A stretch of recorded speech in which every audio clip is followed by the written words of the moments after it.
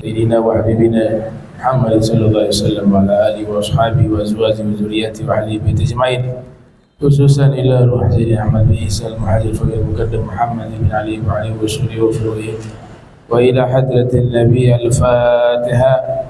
أعوذ بالله من الشيطان الرجيم. بسم الله الرحمن الرحيم. الحمد لله رب العالمين الرحمن الرحيم مالك يوم الدين. إياك نعبد وإياك نستعين. اهدنا الصراط المستقيم صراط الذين أنعمت عليهم غير المغضوب عليهم ولا الضالين. آمين. السلام عليكم ورحمة الله وبركاته. Alhamdulillah Rabbil Alamin. Allahumma salli wa sallim ala Sayyidina Muhammadin miftahi babi rahmatillah adada ma fi ilmillah, salatan wa salaman daiman mutalaziman bidawi mulkillah wa ala alihi wa sahbihi wa man walah. Amma ba'du. Subhanaka la ilma lana illa ma 'allamtana innaka antal alimul hakim. Rabbi israh li sadri wa yassir li amri wahlul 'uqdatam min lisani yafqahu qawli wasaddid lisani wahdi qalbi bihaqqi sayyidina Muhammadin sallallahu alaihi wa alihi wasallam. Ya man huwa fi 'uluwi kain, ya man huwa fi fi'li hamid, ya man huwa fi majlihi matin. Allahumma akrimna bi nuril fahmi wa akhrijna min zulumatil wahmi warzuqna fahman nabiyyin wa hifdzal mursalin wa ilhama malaikatil muqarrabin. Rabbana zidna ilman wa fahma wa aqla ya akramal akramin bihaqqi sayyidina Muhammadin khatamil anbiya'i wal mursalin. Ya Rahman ya Rahim. Wa sallallahu ala sayyidina Muhammadin wa ala alihi wa sahbihi wa baraka wasallam. Alhamdulillahi rabbil alamin. Qala al-musannif rahimahullah wa radiyallahu ta'ala anhu wa radha wa nafa'ana bihi wa bi'ulumihi wa amaddana bi asrarihi wa a'adana min barakatihi fi darain. Radiyallahu ankum ila an qala fadailu qaumihi sallallahu alaihi wa alihi wasallam wa ashiratihi ajma'al muslimun ala anna qaumahu sallallahu alaihi wasallam afdalul aqwam wa ashiratahu afdalul asyair. Alhamdulillah, puji syukur kehadirat Allah, salawat salam senantiasa tercurahkan kepada junjungan mulia Nabi tercinta Nabi Muhammad sallallahu alaihi wa alihi wasallam beserta seluruh keluarga beliau, sahabat beliau dan umat beliau yang senantiasa melaksanakan ajaran beliau hingga akhir masa nanti. Kita sampai kepada tema fadail qaumihi wa ashiratihi, keutamaan kaumnya Rasul dan seluruh keluarganya. Ajma'al muslimun ala anna qaumahu sallallahu alaihi wa alihi wasallam afdalul aqwam wa ashiratahu afdalul asyair. Telah bersepakat seluruh kaum muslimun bahwa sesungguhnya kaumnya Rasul adalah paling terbaiknya kaum dan keluarganya Rasul adalah paling terbaiknya keluarga. Jadi semua yang berkaitan dengan Rasul maka akan mengikuti Rasul sallallahu alaihi wasallam. Keluarganya menjadi keluarga terbaik, sukunya menjadi suku terbaik, kaumnya menjadi kaum terbaik, negerinya menjadi negeri terbaik. Semuanya. Sebagaimana hadis yang pernah disampaikan, Rasulullah sallallahu alaihi wasallam bersabda, "Innallaha istafa Kinanah min waladi Ismaila wastafa Quraisyan min Kinanah wastafa min Quraisyin Bani Hashim wastofani min Bani Hashim. Rawahu Muslim. Hadis diriwayatkan oleh Imam Muslim yang lahir tahun 204 Hijriah, wafat 261 Hijriah. Yang artinya sesungguhnya Allah Subhanahu wa taala telah memilih Kinanah dari anak turunan Nabi Ismail, dan Allah telah memilih suku Quraisy berasal dari Kinanah, dan Allah telah memilih Bani Hashim berasal dari suku Quraisy, dan Allah telah memilihku berasal dari Bani Hashim. Jadi semua pilihan Allah menjadi kaum terbaik karena sebab Nabi Muhammad sallallahu alaihi wasallam. Ya. Bi khatmir rusuli kunna akramal umami, kata Imam Busiri. Sebab Nabi Muhammad, kita semua menjadi umat terbaik. Yakun khairal anbiya wa ummatuhu khairal umam. Dijadikan Nabi Muhammad sebaik-baiknya Nabi, maka umatnya pun menjadi sebaik-baiknya umat. Jadi semua barakahnya Rasul sallallahu alaihi wasallam. Makanya di sini dikatakan bersepakat seluruh kaum muslimin. Kaumnya Nabi Muhammad kaum terbaik. Keluarga Nabi Muhammad keluarga terbaik. Negeri Nabi Muhammad negeri terbaik. Kita harus terima itu. Itu pilihannya Allah. Ya. Jangan mengatakan la walima wa kaif. Gaulu dhil hamak ya'tarid ala Allah illadhi khalaq. Jangan jadi orang yang kata kenapa harus begini, kenapa harus begitu, kenapa harus yang ini terbaik, kenapa? Itu haknya Allah. Yang bertanya memprotes Allah orang yang gak punya akal, kata Imam Haddad. Dia sedang memprotes Allah.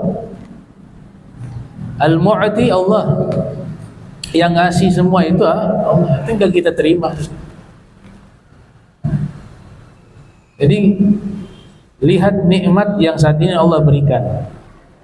Kita dijadikan umat Islam, menjadi umat terbaik. Itu sudah alhamdulillah. Jangan suka lihat nikmat orang lain, tapi lihatlah nikmat yang Allah berikan pada kita. Kalau sering lihat nikmatnya orang lain, nanti khawatir masuk kepada hasad, ya, iri hati. Orang iri hati itu karena terlalu sering lihat nikmatnya orang lain, lupa terhadap nikmat yang Allah berikan pada diri. Padahal kalau dia lihat nikmatnya dia yang Allah kasih itu banyak, gak terhitung. Wa in ta'uddu ni'matallahi la tuhsuha. Jika kalian menghitung satu nikmat dari Allah, niscaya kalian tidak akan mampu menghitung. Satu nikmat saja. Itu nikmat bernapas, itu ada banyak nikmat di belakang itu. Satu contoh itu nikmat. Wa baituhu khairul buyut. Dan rumahnya Nabi adalah rumah yang paling terbaik. Sebenarnya bukan rumah, ini maksudnya rumah itu menjadi mulia karena penghuninya. Rumah gak punya kemuliaan apa-apa, hanya dinding yang bahannya dari bebatuan, dari semen, dari tanah. Di zaman itu tanah liat. Nah, tapi maksud di sini adalah penghuni rumahnya.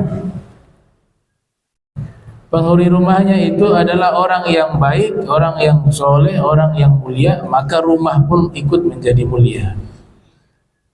Nah, makanya di dalam Al-Quran Allah Ta'ala berfirman, fi buyutin adzinallah an turfa' wa yudhkara fi hasmuhu yusabbihu lahu fiha bil guduwi wal asal. Di rumah-rumah itu Allah izinkan untuk dimuliakan. Karena apa dimuliakan? Karena di rumah itu senantiasa disebut nama Allah, senantiasa bertasbih di dalamnya di waktu pagi dan di waktu sore. Di dalam tafsir Ada yang bertanya kepada Nabi, itu rumah siapa di ayat itu? Kata Nabi, buyutul anbiya. Itu rumah-rumahnya para nabi. Riwayat yang lain, rumahnya siapa itu wahai Rasul? Kata Rasul, itu rumahnya Imam Ali wa Sayyidah Fatimah. Jadi rumah gak punya kemuliaan apa-apa, tapi yang membuat rumah itu menjadi mulia penghuninya. Makanya bahasanya di situ ahlul bait. Penghuni rumah itu yang membuat mulia. Innama yuridullah liyudhiba ankum risa ahlal baiti wa yutahhirakum tathhira. Di penghuni rumah itu orang baik, orang soleh, pasti waktunya makmur dengan kebaikan. Maka rumah pun menjadi mulia. Al-baitul ladzi yuqra'u fihi al-Qur'an yatara'a li ahli samai kama tatara'an nujum li ahli al-ardi. Rumah yang dibacakan di dalamnya Al-Quran memancarkan cahaya hingga ke langit, yang dimana disaksikan oleh para malaikat cahaya-cahaya tersebut, sebagaimana penduduk bumi melihat cahaya bintang di langit. Rumah biasa, tapi ketika di situ ada ibadah, rumah itu jadi luar biasa. Karena Nabi katakan rumah yang dibacakan, al-baitul ladzi yuqra', rumah yang dibacakan Al-Quran di dalamnya itu bercahaya. Nawiru buyutakum bisolati wa tilawatil Quran, rawahu al-Imamul Baihaqi. Berikanlah cahaya di rumah-rumah kalian dengan solat dan membaca Al-Quran. Jadi rumah itu jangan jadi seperti kuburan, gak ada aktivitas ibadah. Apa bedanya dengan kuburan? Sama, kosong. Gak ada amal yang dilakukan, gak ada ibadah yang dikerjakan. Makanya sunnah, solat sunnah itu di rumah.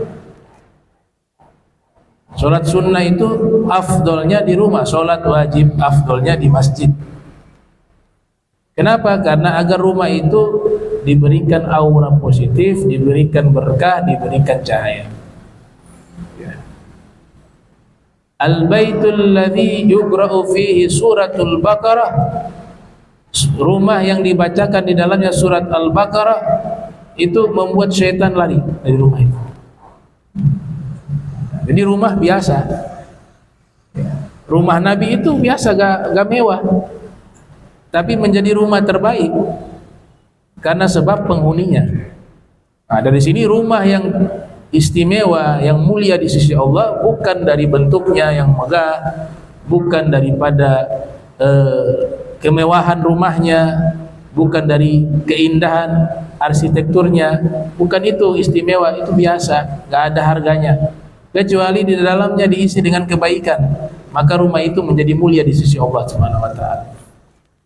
Itu maknanya wa baituhu khairul buyut, dan rumahnya Nabi adalah sebaik-baiknya rumah yang ada di muka bumi ini. Sama halnya kampung, ya. Kampung atau satu kota itu gak ada istimewanya. Hanya ada jalan raya, hanya ada rumah, ya. Tapi dia bisa menjadi istimewa, menjadi mulia di sisi Allah jika penghuninya adalah penghuni yang taat kepada Allah. Maka kampung ini menjadi mulia karena sebab penghuninya. Walau anna ahlal qura amanu wattaqau la fatahna alaihim barakatin minas samai wal ard.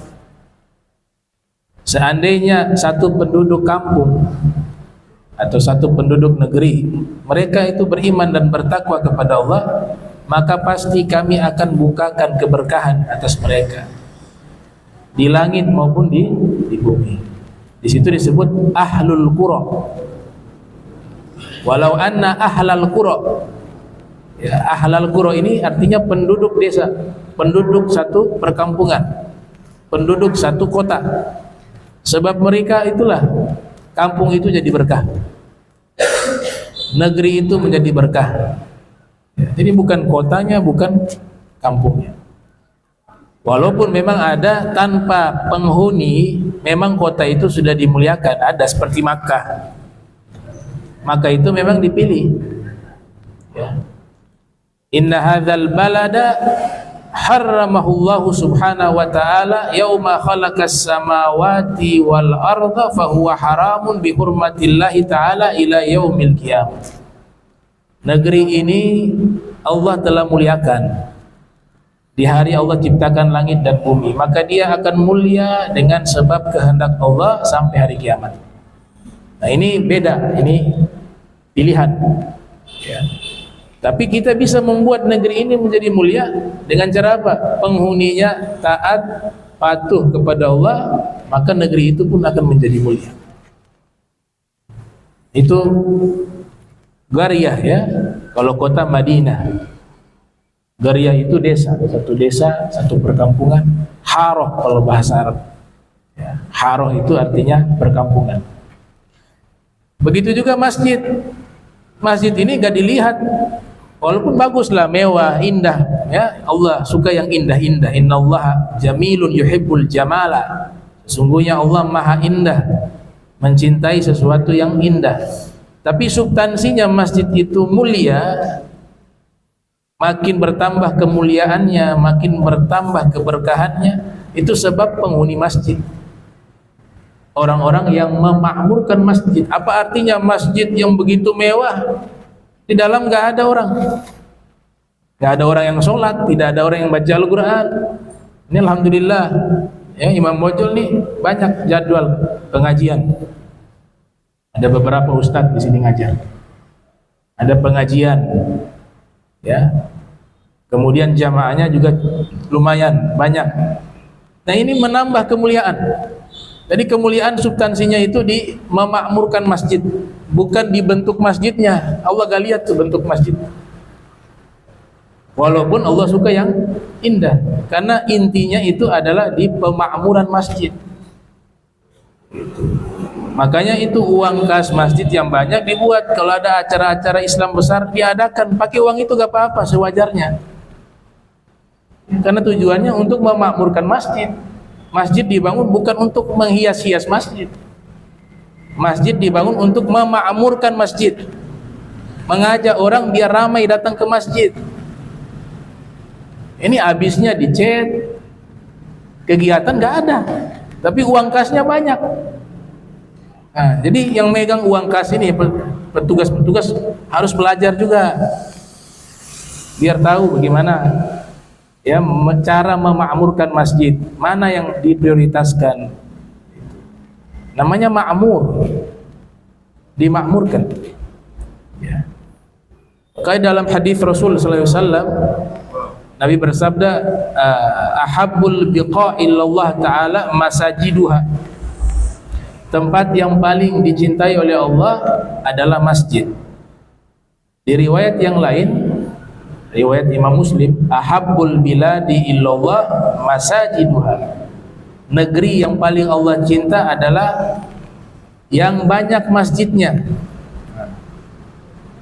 Ini kalau dimaknai, di mana sih negeri yang Allah Ta'ala cintai? Negeri yang banyak masjid. Tapi tidak sampai di situ. Banyak masjid tapi makmur. Banyak masjid kosong semuanya. Gimana? Banyak masjid dan makmur itu masjid.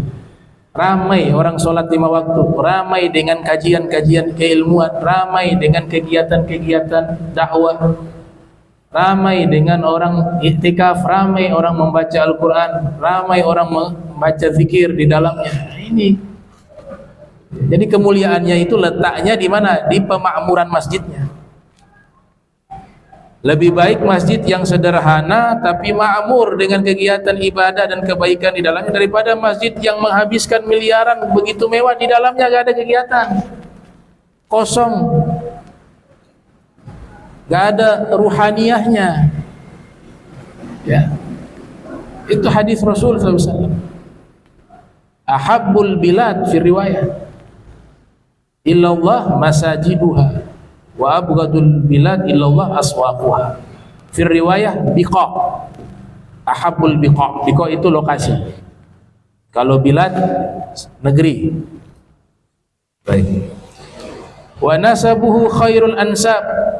dan nasabnya Nabi adalah sebaik-baiknya nasab. Jadi semua yang berkaitan dengan Nabi itu harus terbaik. Umatnya umat terbaik. Kuntum khaira ummah ukhrijat linnas ta'muruna bil ma'ruf wa tanhauna 'anil munkar wa tu'minuna billah.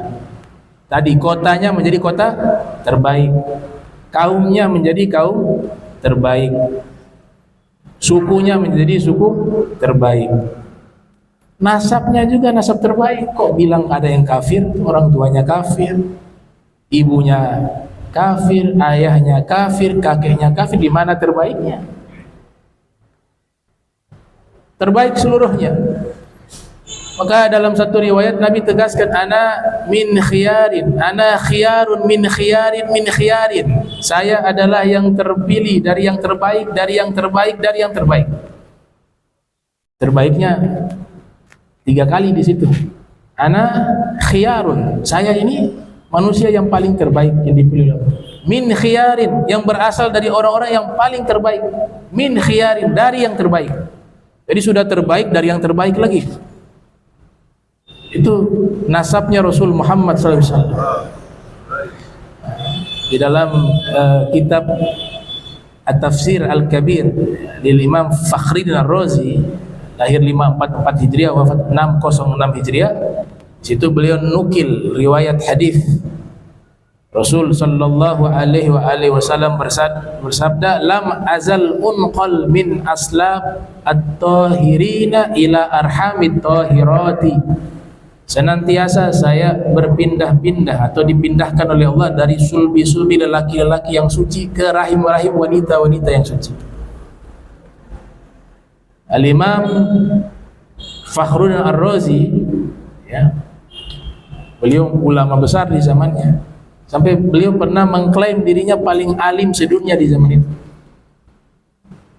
Tapi beliau buktikan, ayo yang mau debat silakan, ilmu apa saja. Beliau keliling tuh, debat, diskusi, kalah semua lawannya. Bukan dalam rangka sombong, tidak. Ini namanya apa? Izharul haq. Beliau ingin tunjukkan kebenaran, karena waktu itu banyak kelompok yang menyimpang, padahal gak punya ilmu. Dia bilang, ini saya berilmu, kalau mau uji silakan. Dan beliau buktikan tuh perjalanan dari satu negeri ke negeri lain untuk apa? Menghadapi orang-orang alim yang ada pada waktu itu, semuanya tumbang. Nah, beliau dokumentasikan dalam kitab beliau perjalanan rihlah beliau dalam debat dan diskusi. Nah, itu Imam Ahli Sunnah, ya, Al-Imam Fakhruddin Ar-Razi. Apa kata beliau? Beliau mengatakan hadis tersebut menunjukkan bahwa seluruh leluhur Nabi Muhammad SAW, yang dimana Nabi, ya, berasal dari sulbi mereka, semuanya itu adalah orang-orang beriman. Jadi Nabi kan dari ayahnya namanya Sayyidina Abdullah. Sayyidina Abdullah punya ayah Sayyidina Abdul Muttalib. Nah ini yang terus ke atas begitu, sampai Sayyidina Adnan, terus Nabi Ibrahim, terus sampai Nabi Sis, sampai Nabi Adam semua. Karena aba'u Rasulillahi sallallahu alaihi wasallam muslimin, kata beliau, adalah seluruh leluhur-leluhurnya Rasul adalah muslim. Nah, Syekh Mula Al-Qari bahkan menulis kitab khusus, Nasabuhu At-Tahir, ya, judulnya Nasabuhu At-Tahir, nasab Nabi yang suci. Syekh Mula Al-Qari, ulama Afghanistan. Beliau mazhab Hanafi, bermazhab Hanafi, punya kitab khusus Nasabu At-Tahir, nasab Nabi yang suci.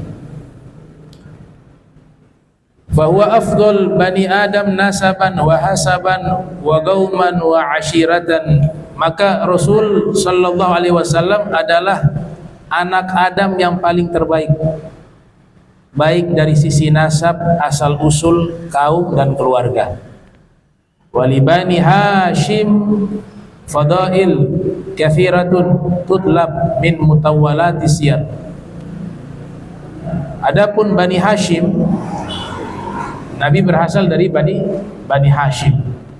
Itu memiliki fadail, keutamaan-keutamaan yang sangat banyak, yang bisa ditemukan di dalam pembahasan yang panjang lebar di dalam kitab-kitab sejarah. Jadi dalam kitab-kitab sejarah itu biasanya sebelum membahas biografi Rasul, mereka bahas dulu nasab Nabi, sukunya Nabi, dibahas dulu itu terlebih dahulu. Nah, ini ada bab khusus tentang keutamaan Bani Hashim, itu sangat banyak. Fahum ashabu zamzamah. Sini disebutkan ringkasannya. Di antara keutamaan Bani Hashim adalah mereka yang memiliki air Zam-Zam. Ini air Zam-Zam sampai sekarang pahalanya mengalir ke mereka. Kayaknya Mufti Al-Habib Abu Bakar bin Asal Atas As-Sabidi itu mengajarkan kalau setiap kali ingin minum air Zam-Zam, maka baca Fatihah kepada Sayyidina Abdul Muttalib bin Hashim dan Sayyidina Al-Harith ibn Abdul Muttalib. Al-Harith ibn Abdul Muttalib. Sebelum minum air Zam-Zam, Fatihah ke mereka. Kenapa demikian? Karena air Zam-Zam itu dulu hilang. Ya. Dari di masa Nabi Allah Ibrahim, Siti Hajar, Nabi Ismail kan keluar air Zam-Zam. Nah, nanti ada satu fase, satu masa, ada orang jahat tutup itu, sehingga gak ada yang tahu lagi di mana air Zam-Zam. Ini gurun pasir, gak ada yang tahu.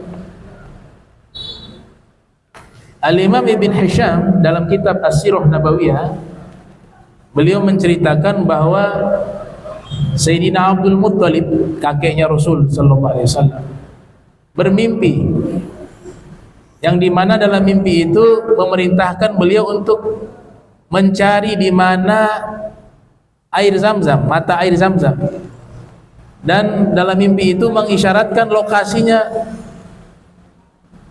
Mimpi ini terjadi berulang-ulang kali. Ini sebenarnya cukup jadi dalil bahwa Sayyidina Abdul Muttalib itu adalah orang besar di sisi Allah, rijal, seorang wali. Kenapa? Karena mimpinya mimpi yang baik dan benar. Kalau mimpinya benar, kata Nabi, itu mimpi orang beriman.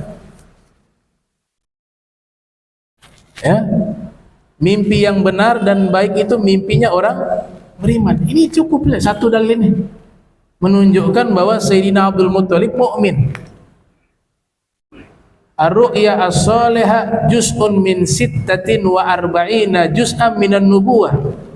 Mimpi baik adalah satu cabang dari 46 cabang kenabian. Dan mimpinya mimpi air Zam-Zam yang nanti digunakan untuk orang ibadah haji. Mana mungkin tidak mukmin? Jadi mimpinya berulang-ulang kali. Hari pertama, hari kedua, kama qala Ibn Hisham di Sirah Nabawiyah. Sampai akhirnya di hari berikut, ya mungkin hari ketiga kalau tidak salah, akhirnya beliau putuskan pergi ke lokasi yang dimana ditampakkan di dalam mimpi, itulah tempat air Zam-Zam. Diajak anak beliau, namanya Al-Harith ibn Abdul Muttalib, paman Rasul. Nah, beliau meninggal sebelum Nabi diangkat menjadi Rasul. Jadi mengikuti milah Ibrahim, agamanya Nabi Ibrahim. Ayah beliau ajak, ya Al-Harith, mari kita pergi gali. Berdua saja yang menggali, Sayyidina Abdul Muttalib dengan Sayyidina Al-Harith. Digali, keluar lagi air Zam-Zam. Maka saat mulai waktu itu sampai hari ini, itulah air Zam-Zam yang ditemukan oleh Sayyidina Abdul Muttalib dan Sayyidina Al-Harith. Jadi benar kata musannif di sini, ashabu Zam-Zam, Bani Hashim itu yang memiliki air Zam-Zam. Apalagi dari awal Nabi Ismail dengan Siti Hajar, nyambung juga ke beliau. Nah, diajarkan adab. Adabnya apa? Sebelum minum air Zam-Zam, kata Al-Habib Abu Bakar, minimal kita doakan atau Fatihah. Al-Fatihah ila Sayyidina Abdul Muttalib wal Sayyidina Al-Haris wa Sayyidina Al-Haris. Al-Fatihah. Habis itu minum deh. Ada doa air zam-zam itu, Allahumma nas'aluka rizqan thayyiban ya wa ilman nafi'an wa amalan mutaqabbala. Bisa. Ini air terbaik ya. Dalam riwayat Imam At-Tabrani yang lahir tahun 260 Hijriah, wafat 360 Hijriah, Rasulullah sallallahu alaihi wasallam bersabda, khairu ma'in ala wajhil ardi ma'u zamzama.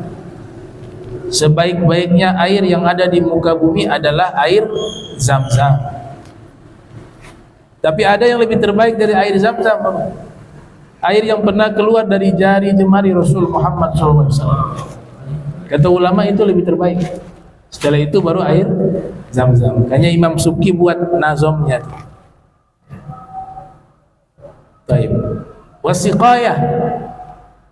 Bani Hashim juga yang mengurus masalah memberikan minuman air kepada orang-orang yang melaksanakan ibadah haji, dinamakan as-siqayah.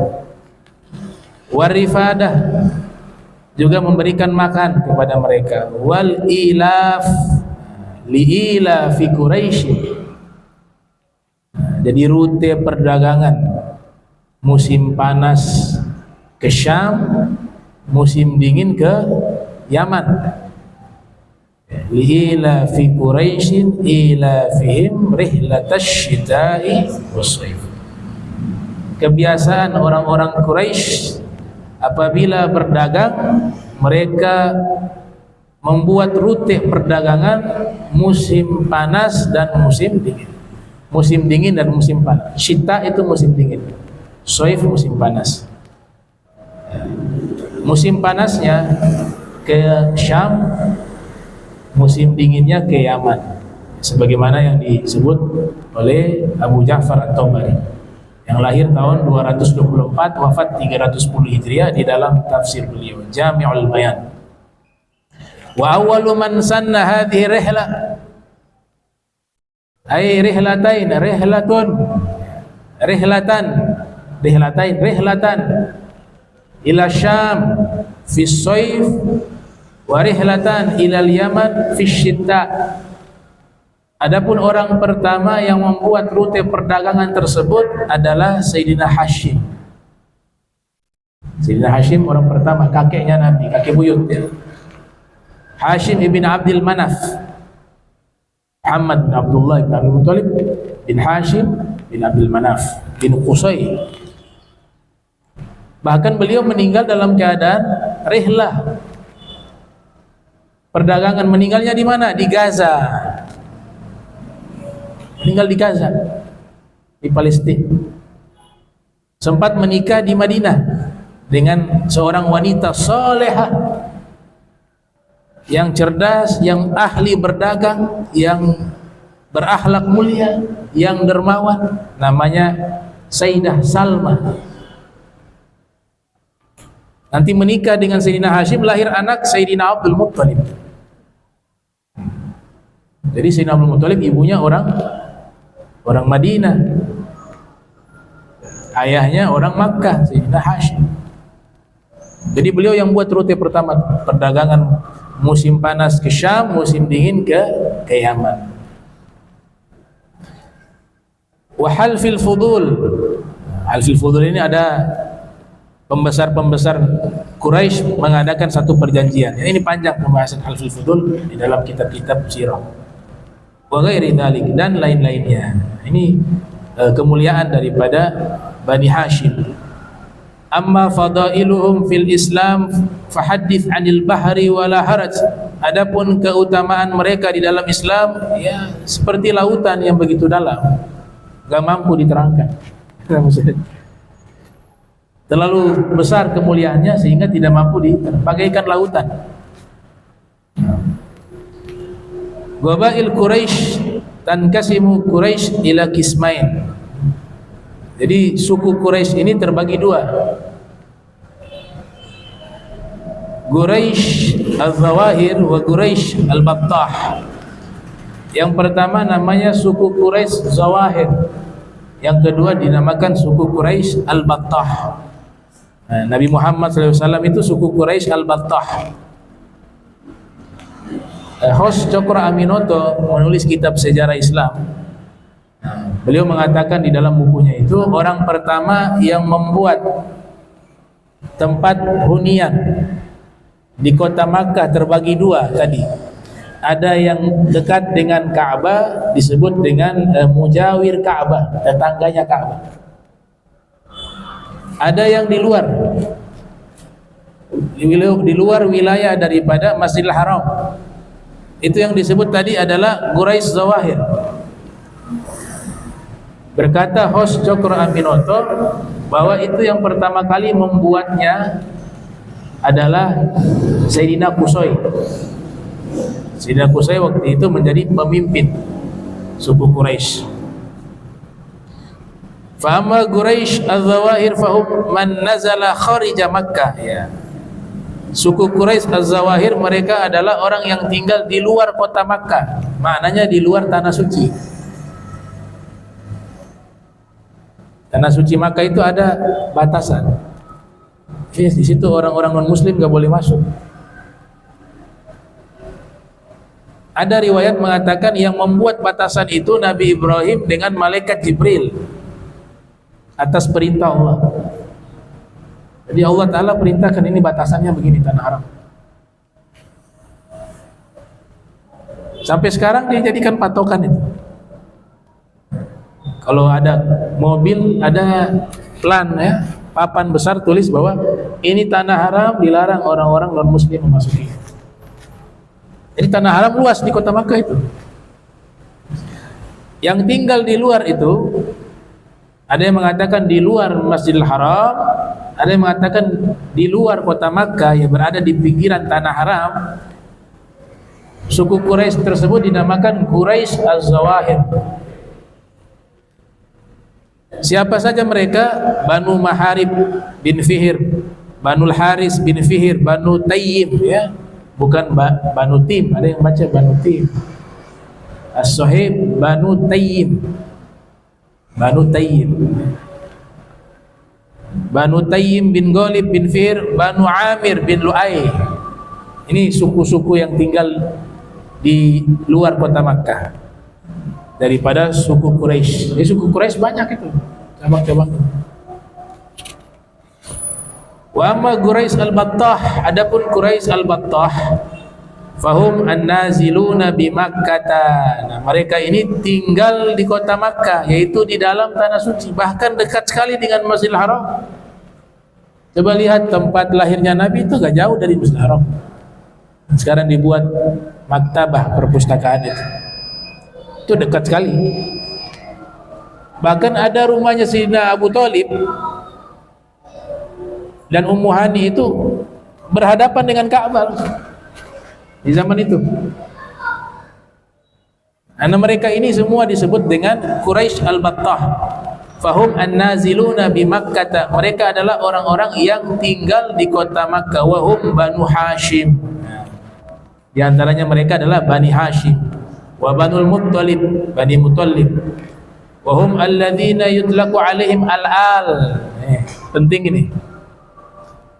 Kita sering baca salawat kan, Allahumma salli ala Sayyidina Muhammadin wa ala ali Sayyidina Muhammad.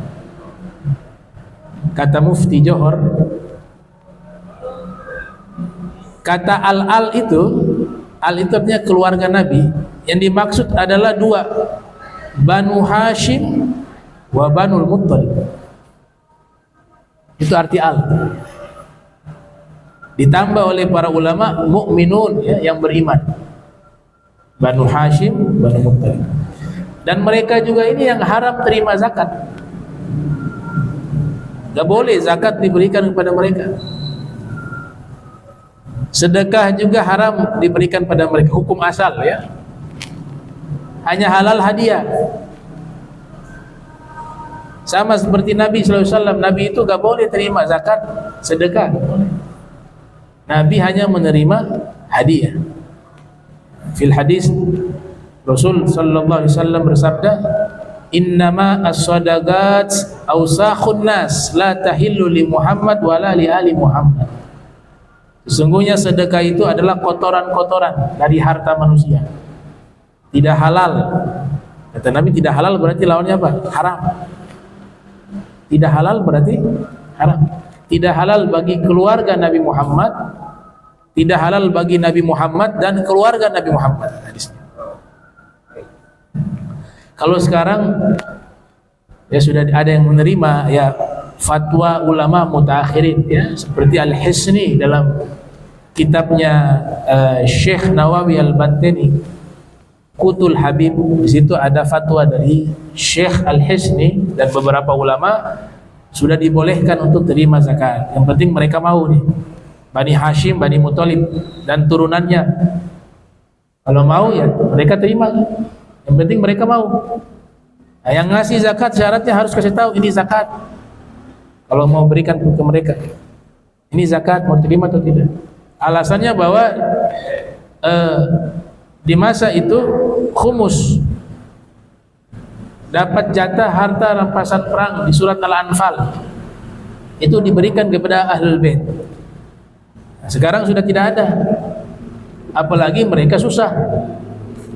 Sudah gak ada yang ngasih sedekah, haram. Zakat juga tidak, siapa yang tolong? Hadiah boro-boro jarang-jarang. Akhirnya ulama ini memandang kondisi tersebut, maka beliau berfatwa di zaman ini sudah boleh. Tapi memang masih banyak juga yang tetap mengharamkan secara mutlak ya. Jadi untuk para turunan Bani Al-Muttalib, Bani Hashim ya, nah ini ada dua pendapat. Ada yang mutlak mengharamkan, justru kalau ikut ini lebih bagus. Mengharamkan ini lebih bagus. Tapi pendapat kedua membolehkan. Yang penting dirinya ridho dan kondisi memang sudah sangat terdesak. Wa Banu Abdi Syams wa Banu Naufal wa hadhil arba al-qabil. Hadhil arba'u al-qabail hum Banu Abdi Manaf, Banu Asad, Banu Zuhra, wa Banu Tayyib ya, wa Banu Makhzum, wa Banu Sahm, wa Banu Jumah, wa Banu Adi, wa Banu Abdul Dar. Ini semua yang tinggal di tanah suci Makkah. Banyak. Wa hurrimat alaihimul zakat ya, tadi dikatakan diharamkan zakat pada mereka, yaitu tadi Banu Hashim dan Banul Muttalib. Dan itulah yang dimaksud dengan al-al. Kita sampai hari ini kita salawat, kita doakan mereka sampai hari ini. Bahkan di dalam mazhab Syafi'i ada dua gaul.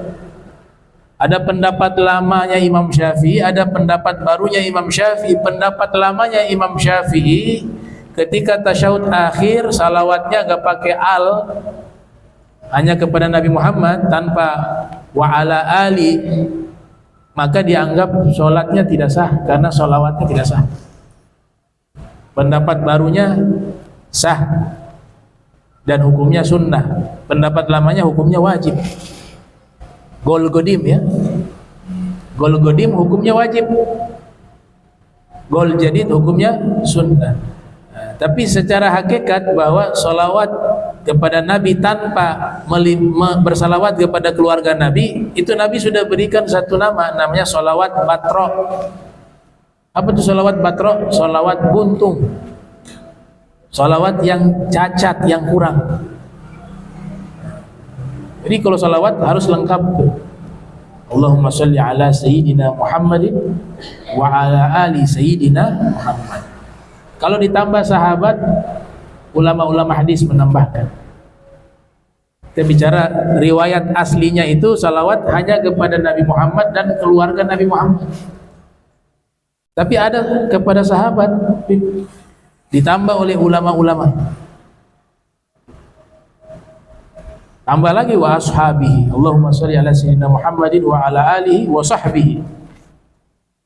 Itu tambahan tuh wa sahbihi. Sehingga apa? Ulama-ulama sengaja menambahkan salawat tersebut. Pada waktu itu ada firqah yang anti kepada sahabat. Ya udah kalau mereka tambahkan biar tahu kami ini ahli sunnah, kami cinta kepada keluarga Nabi, kami juga cinta kepada sahabat Nabi. Maka mereka tambah wa sahbihi. Harus tahu sejarah itu. Sejarahnya itu. Jadi salawat yang sering dibaca di dalam hadis, ya. Qala Rasulullah sallallahu alaihi wa alihi wasallam. Sikutnya begitu. Kalau yang dalam hadis Allahumma sholli. Kalau yang membaca hadis, tradisi ulama hadis selalu membaca qala Rasulullah sallallahu alaihi wa alihi wasallam. Ada yang menambah wa sahbihi wasallam. Itu salawat yang dibuat oleh ulama hadis, bukan berasal dari hadis Nabi Muhammad SAW. Tapi ulama hadis paham, ya boleh yang namanya salawat, yang penting salawat. Dan isinya baik, isinya sesuai dengan tuntunan salawat. Jangan sampai nanti bikin malu diri sendiri, ya, dengan mengatakan salawat itu yang lain bid'ah, kan? Sebagaimana Rasulullah sallallahu alaihi wasallam bersabda, itu salawat bid'ah padahal itu yang dibaca. Karena itu salawat itu adalah karangan ahli hadis. Jadi jangan buru-buru menyalahkan orang. Ilmu itu bagaikan lautan yang enggak ada dasarnya. Antum makin tenggelam makin bodoh. Makin tenggelam makin terbuka aibnya kita. Makin tenggelam makin malu, merasa bangga dengan ilmu. Itu ilmu yang bermanfaat. Baik, terakhir saya tutup. Ada syair, ya. Syair yang mengisyaratkan bahwa Nabi Muhammad SAW tinggal di tanah suci Makkah dan sebagai golongan Quraisy Battah. Namanya Quraisy Al-Battah. Ini syair dari Farasdak. Farasdak penyair terkenal waktu itu. Waktu itu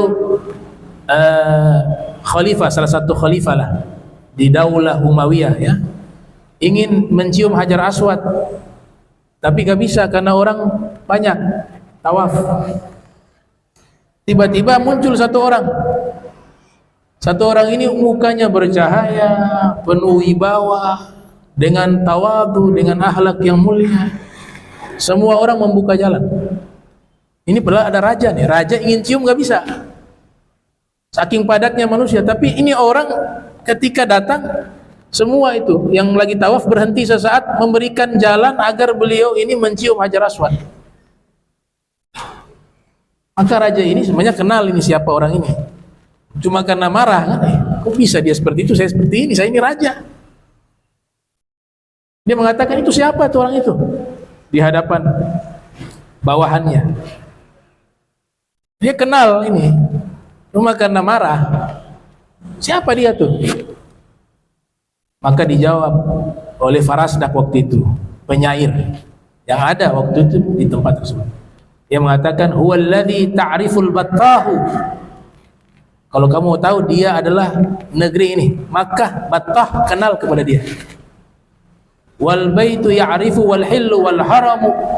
Bahkan Ka'bah ini mengenal orang tersebut. Tanah halal dan tanah haram pun mengenalnya. Hadza ibnu khairi ibadillahi kullihimu. Dia ini adalah putra dari sebaik-baiknya hamba Allah secara mutlak. Hadza taqi an-naqi at-tahir al-alamu. Orang ini adalah orang yang bertakwa, yang suci, yang bersih dan berilmu. Hadza ibnu Fatimah in kunta jahilahu. Ini adalah putranya Sayyidah Fatimah jika kamu tidak mengenalnya. Bijaddihi anbiya'ullahi qad khutimu. Dengan kakeknya seluruh para nabi ditutup dengan kenabiannya, yaitu Nabi Muhammad SAW.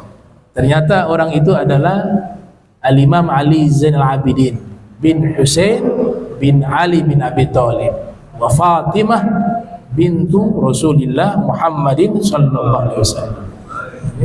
Dikatakan Al-Bathah, ya. Baik. Insyaallah nanti kita lanjutkan lagi. Bismillahirrahmanirrahim. Allahumma shalli ala sayyidina Muhammad wa jal'ana hadza ajran marhuma wa tafarraqna bi ba'dihi tafarruqan ma'suma wa la tajal minna wa la minna sayyidan mahruma. Subhanaka bihamdika astaghfiruka wa atubu ilaik. Wa sallallahu ala sayyidina Muhammadin wa ala alihi wa sahbihi wa baraka wasallam wa minkum. Wassalamu alaikum warahmatullahi wabarakatuh.